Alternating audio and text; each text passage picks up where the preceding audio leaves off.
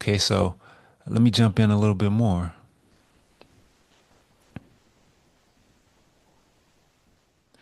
So when we talk about the body as a memory system, right? Um, I want to talk about, muscle memory. It's called procedural memory. Skills like walking, playing an instrument, or martial arts are stored in the body um, through the basal ganglia and cerebellum. These memories bypass conscious thought. The body knows even when the mind doesn't recall step by step. So the body knows even when the mind doesn't recall step by step. All right. So I got to be honest. I was very aware of a lot of these concepts, but what really planted the seed of the subconscious being in the body and really prompted me to shift my research in a different direction was working with Elitom. And, he had this concept of, or this idea that, if we break down the word subconscious, sub means below. And if we acknowledge that our mind is up here, our consciousness is up here, right? Then the subconscious has to be below that. And when you start to look at a larger body of research and evidence and history and also teachings, it starts to become really clear that this memory, the subconscious mind, is within the body, just like a lot of ancient cultures were saying that I mentioned earlier about the concept of the body mind. All right, so let's visit this from the lens of trauma. So trauma is often stored in the body through muscle tension, postures, nervous systems, and hypervigilance. All right, so these are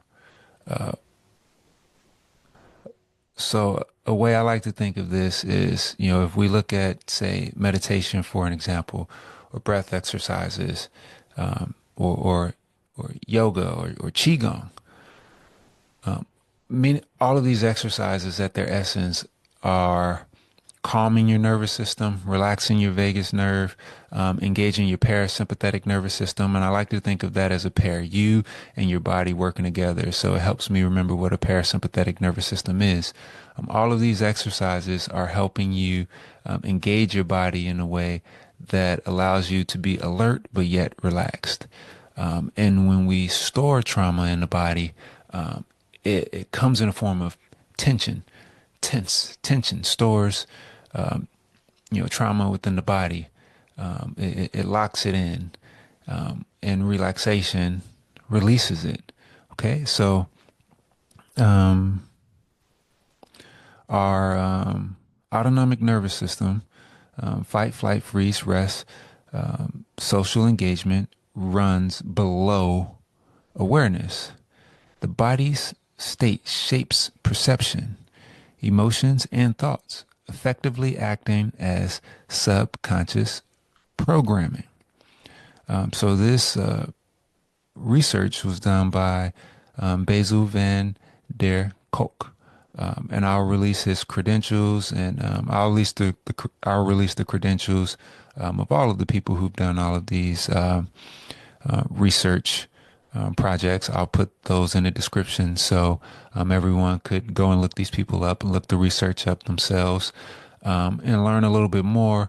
But more importantly, understanding this research helps you engage your body in a different way. And this is the whole point, engaging our bodies in a different way so we understand where our behavioral patterns come from, where our addictions come from, where our habits come from, so we can approach them in a way that's not met with resistance, right?